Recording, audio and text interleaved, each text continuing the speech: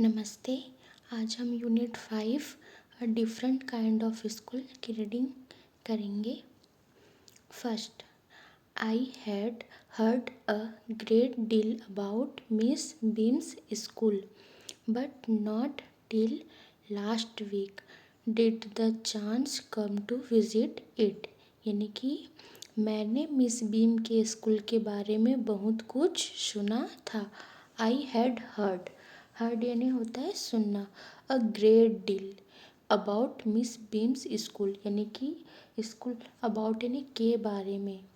Miss Beam's school यानी कि miss beam के स्कूल के बारे में, मतलब कि बहुत कुछ सुना था।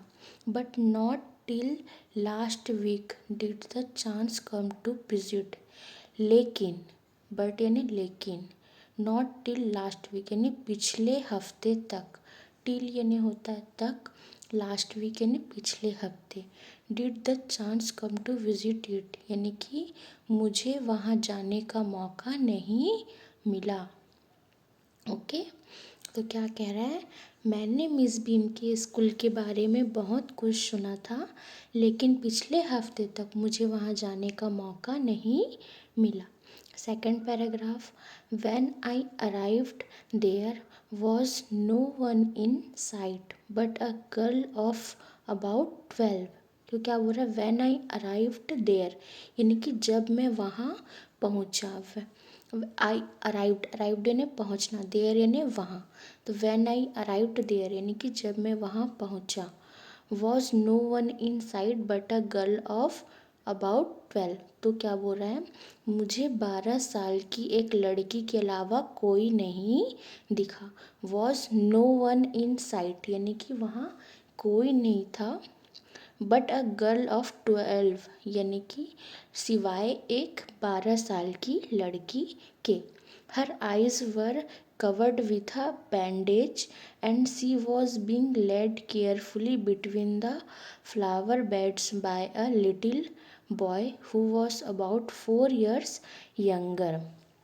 तो क्या बोल रहा है, he eyes were covered with a bandage यानी कि उसकी आंखों पर पट्टी बंधी थी। Okay, his eyes was covered यानी कि बंद, मतलब कवर्ड था, विथ अ बैंडेज यानी कि पट्टी से। And she was being led carefully between the flower beds by a little boy who was about 4 years younger. और एक छोटा लड़का जो उससे करीब 4 साल छोटा था उसे फूलों की क्यारियों के बीच से सावधानी से ले जा रहा था। फ्लावर बेड से ने फूलों की क्यारियाँ, देखो क्या बोल रहा है, and she was being led carefully यानी कि एकदम सावधानी से, बिटवीन द फ्लावर बेड्स यानी कि फूलों की क्यारियों के बीच, बिटवीन यानी होता है बीच में, the flower bed by a little boy यानी कि एक लिटिल बॉय के, मतलब एक छोटे लड़के के द्वारा। Who was about 4 years younger, who was about 4 years यानी कि हु यानी जो कि उससे क्या था, 4 साल छोटा था। तो क्या बोल रहा है, उसकी आंखों पर पट्टी बंधी थी और एक छोटा लड़का जो उससे करीब 4 साल छोटा था उसे फूलों की क्यारियों के बीच से सावधानी से ले जा रहा था। सी स्टॉप्ड यानी कि वह रुकी, स्टॉप यानी रुकना। And it looked like she asked him who had come. और ऐसा लगा, इट लुक्ड लाइक यानी कि ऐसा लगा जैसे उसने उससे पूछा हो कि कौन आया है। सी आस्क्ड हिम यानी कि उसने उससे पूछा, हु हैड कम यानी कि कौन आया है, कम यानी आना। ओके, हु यानी कौन, हु हैड कम यानी कौन आया है। He seemed to be describing me to her. Okay, then they passed on, वह उसे मेरे बारे में बता रहा था। He seemed to be describing me यानी कि वह उसे मेरे बारे, डिस्क्राइबिंग मी यानी कि मेरे बारे में उसे बता रहा था। टू हर यानी कि उसे, उस लड़की को। देन दे पास्ड ऑन, और उसके बाद फिर वे आगे बढ़ गए। देन यानी फिर, दे यानी वे या वह, पास्ड ऑन यानी कि आगे बढ़ गए। Okay, third paragraph, miss beam was All that I had expected, middle aged, full of authority yet kindly and understanding. यानी कि क्या बोल रहा है, मिस बीम वैसी ही थी जैसा मैंने सोचा था, अधेड़ उम्र की, पूरी अथॉरिटी वाली, फिर भी दयालु और समझने वाली। कैसी थी? Miss beam was all that I had expected. I had expected यानी कि जैसा मैंने एक्सपेक्ट किया था, जैसे हम सोचे, मतलब जैसा मैंने सोचा था। तो क्या बोल रहा है, I had expected middle aged यानी कि अधेड़ उम्र की, मिडल एज यानी कि अधेड़ उम्र की, फुल ऑफ अथॉरिटी यानी कि पूरी अथॉरिटी वाली, येट काइंडली, काइंड यानी होता है दयालु, काइंडली एंड अंडरस्टैंडिंग, अंडरस्टैंडिंग यानी समझने वाली। कैसी थी वो? दयालु और समझने वाली। Okay. Her hair was beginning to turn grey and she had the kind of plump figure that is likely to be comforting to a homesick child। और क्या बोल रहे, उनके बाल सफ़ेद होने लगे थे। Her hair was beginning to turn grey. Okay, मतलब उन हर हेयर वॉज यानी कि बिगनिंग यानी कि शुरू हो रहे थे, टू टर्न ग्रे यानी कि सफ़ेद होने लगे थे, मतलब उनके बाल जो थे सफ़ेद होने लगे थे, मतलब स्टार्ट हो गया था उनका। And she had the kind of plump figure, और उनका शरीर क्या हो गया था? थोड़ा मोटा था। कैसा था?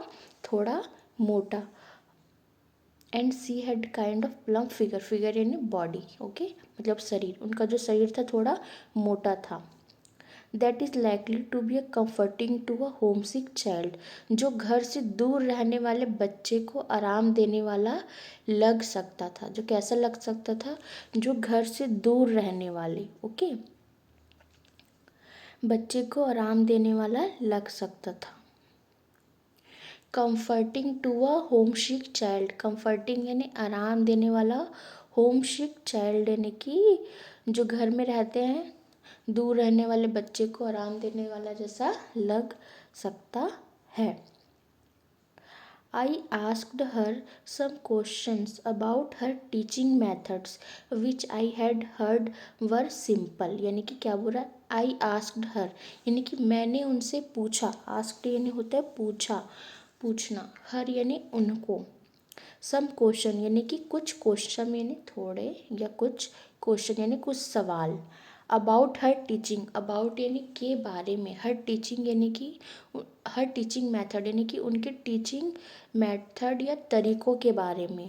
विच I had heard were simple यानी कि विच आई हर्ड यानी कि जो मैंने सुना था कि वे बहुत आसान थे। विच आई हर्ड यानी कि जो मैंने सुना था, वर सिंपल यानी कि वे बहुत आसान थे। तो क्या बोल रहा है, मिस बीम वैसी ही थी जैसा मैंने सोचा था, अधेड़ उम्र की, पूरी अथॉरिटी वाली, फिर भी दयालु और समझने वाली। उनके बाल क्या होने लगे थे? सफ़ेद होने लगे थे, और उनका शरीर थोड़ा मोटा था, जो घर से दूर रहने वाले बच्चे को आराम देने वाला लग सकता था। मैंने उनसे उनके पढ़ाने के तरीक़ों के बारे में कुछ सवाल पूछे, जिनके बारे में मैंने सुना था कि वे बहुत आसान थे। Fourth paragraph, no more than is needed to help them to learn how to do things, simple spelling, adding, subtracting, multiplying and writing.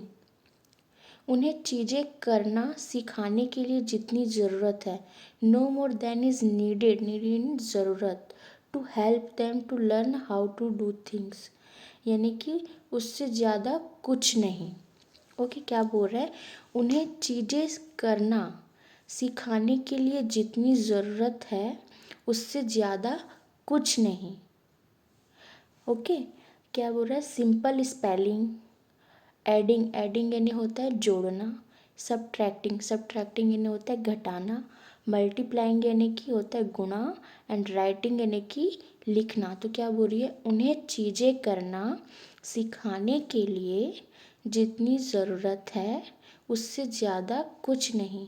Simple spelling, जोड़ना, घटाना, गुणा और लिखना। Okay, and the rest is done by reading to them and by interesting talk during which they have to sit still and keep their hands quiet.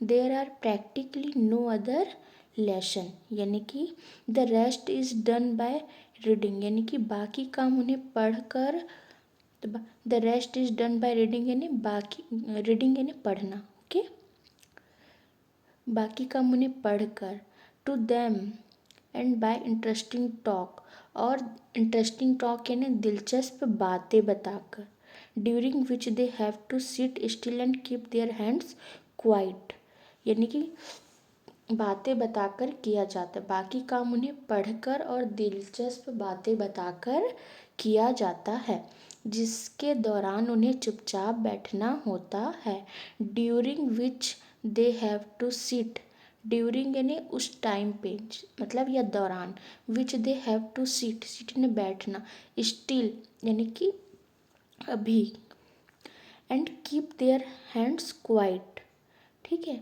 मतलब दिलचस्प बातें बताकर किया जाता है जिसके दौरान उन्हें चुपचाप बैठना होता है और अपने हाथ शांत रखने होते हैं, कीप देयर हैंड्स क्वाइट यानी कि हैंड्स यानी हाथ, क्वाइट यानी कि शांत, कीप देयर हैंड्स क्वाइट यानी कि अपने हाथ शांत रखने होते हैं, there are practically no other lesson, असल में कोई और लेसन नहीं होते, there are practically no other lesson यानी कि और कोई लेसन नहीं होते। तो क्या कह रहा है, उन्हें चीज़ें करना सिखाने के लिए जितनी ज़रूरत है उससे ज़्यादा कुछ नहीं, सिंपल स्पेलिंग, जोड़ना, घटाना, गुणा और लिखना, बाकी काम उन्हें पढ़कर और दिलचस्प बातें बताकर किया जाता है, जिसके दौरान उन्हें चुपचाप बैठना होता है और अपने हाथ शांत रखने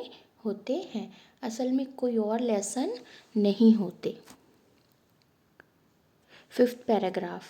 The real aim of this school is not so much to teach taught as to teach thoughtfulness, kindness to others, यानी कि इस स्कूल का असली मकसद, यानी कि द रियल एम, एम यानी होता है मकसद, रियल यानी कि असली, ऑफ दिस स्कूल यानी कि इस स्कूल का असली मकसद, is not so much to teach thought as to teach thoughtfulness, kindness to others, यानी कि इस स्कूल का असली मकसद सोचने की बजाय दूसरों के प्रति दयालुता और जिम्मेदार नागरिक बनना सिखाना है। क्या बोल रहा है, सोचने के बजाय, यानी कि मस्ट टू टीच थॉट यानी कि सोचने के बजाय, एज टू टीच थॉटफुलनेस यानी कि, एंड काइंडनेस टू अदर्स यानी कि काइंडनेस यानी दयालुता और थॉटफुलनेस यानी कि जिम्मेदार नागरिक।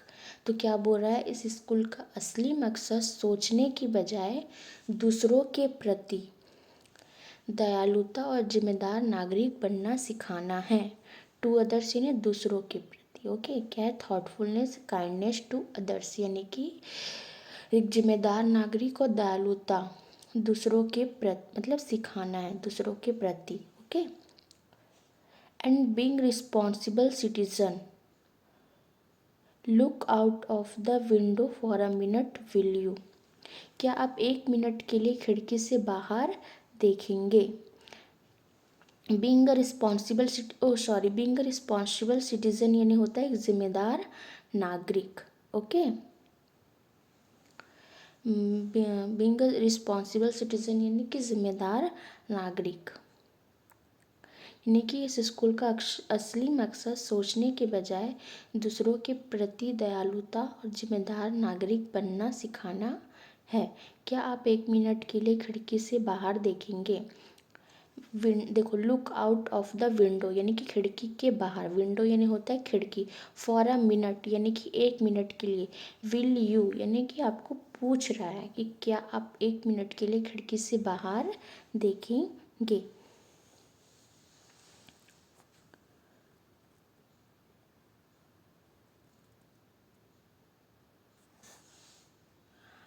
Sixth paragraph. I went to the window which overlooked a large garden and a playground at the back, what do you see, miss Beam asked. यानी कि वो पूछ रही है।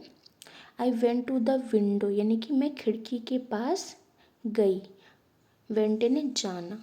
विच ओवरलुक्ड अ लार्ज गार्डन, यानी कि जहाँ से एक बड़ा बगीचा।